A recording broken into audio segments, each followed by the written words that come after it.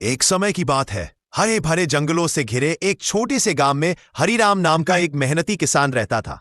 हरिराम की जिंदगी सरल थी। सुबह खेत जोतना, जानवरों की देखभाल करना और शाम को अपने छोटे से मिट्टी के घर में आराम करना। लेकिन उसकी सबसे बड़ी समस्या थी उसके खेतों में खड़ी सब्जियां और फसलें बार बार जंगली बंदरों के झुंड द्वारा नुकसान पहुंचाया जाना। हरिराम कितनी ही बार उन्हें भगाता पर बंदर वापस आ जाते। एक दिन जब वह गुस्से में उन्हें दौड़ा रहा था, तभी उसने देखा कि एक छोटा सा बंदर झुंड से पीछे छूट गया है और एक पेड़ की डाल से गिरकर घायल हो गया है। उसकी एक टांग में गहरी चोट थी और वह उठ भी नहीं पा रहा था। पहले तो हरिराम ने सोचा, इसे यही छोड़ देना चाहिए, आखिर ये सब मेरे खेत ही तो बर्बाद करते हैं। लेकिन उसके दिल में दया आ गई। उसने बंदर को धीरज से उठाया, घर ले आया, उसकी चोट साफ की और हल्दी व तेल से पट्टी बांध दी। वह छोटा बंदर डरा हुआ था, लेकिन किसान की दया महसूस कर रहा था। हरिराम ने उसका नाम रखा चंपक। नया रिश्ता इंसान और बंदर का। दिन बीतते गए और चंपक धीरे धीरे ठीक होने लगा। हरिराम जब खेत जाता, चंपक उसके पीछे पीछे चलता। वह छोटे छोटे काम भी करने लगा, जैसे पानी की लोटियां लाना, बीज की पोटली पकड़ाना या सिर्फ पेड़ पर बैठकर हरिराम को देखना। किसान के मन में पहली बार किसी बंदर के लिए प्यार पैदा हुआ था और बंदर के मन में भी पहली बार किसी इंसान के लिए भरोसा। एक शाम गांव वालों ने यह अजीब दोस्ती देखी और मजाक उड़ाया। हरिराम पागल हो गया है, बंदर पाल रहा है। लेकिन हरिराम हंसकर कहता, दया किसी पर भी की जाए, भगवान बेकार नहीं जाने देते। समस्या फिर शुरू हुई। कुछ महीनों बाद चंपक पूरी तरह स्वस्थ हो चुका था, पर बंदरों का पुराना झुंड फिर से खेतों में घुस आया। इस बार पहले से ज्यादा। हरिराम के मक्का और मूंगफली के खेतों को उन्होंने खूब नुकसान पहुंचाया।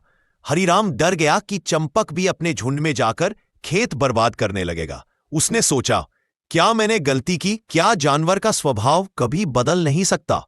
लेकिन चंपक कुछ अलग सोच रहा था। उसने चिल्लाकर बंदरों को भगाने की कोशिश की। झुंड का नेता चंपक को देखकर भड़क गया और गुर्राने लगा, लेकिन चंपक हार नहीं मान। वह पेड़ की टहनियों पर कूदता फांदता घेरा बनाकर झुंड को खेत से बाहर खदेड़ता गया। आखिरकार पूरा झुंड जंगल की ओर भाग गया। हरिराम यह दृश्य देखकर हैरान और भावुक हो गया।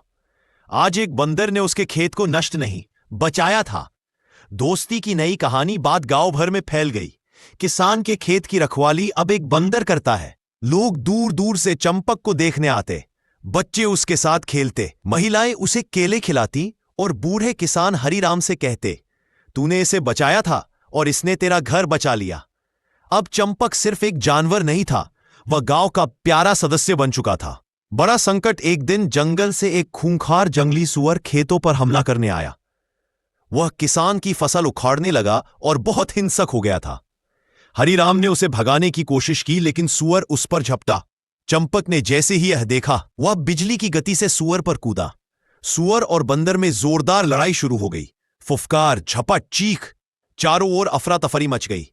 चंपक ने आखिरकार सुअर को गांव की सीमा से दूर भगा दिया, लेकिन इस लड़ाई में उसे चोट लगी। हरिराम दौड़कर उसे उठाया, आंखों में आंसू भर आए। चंपक, मेरे बेटे, तू ठीक है ना? चंपक ने उसकी उंगली पकड़ ली, जैसे कह रहा हो, मैं हूं, क्योंकि तुमने मुझे बचाया था। कुछ ही दिनों में चंपक ठीक हो गया। अब हरिराम और चंपक एक दूसरे के बिना अधूरे थे।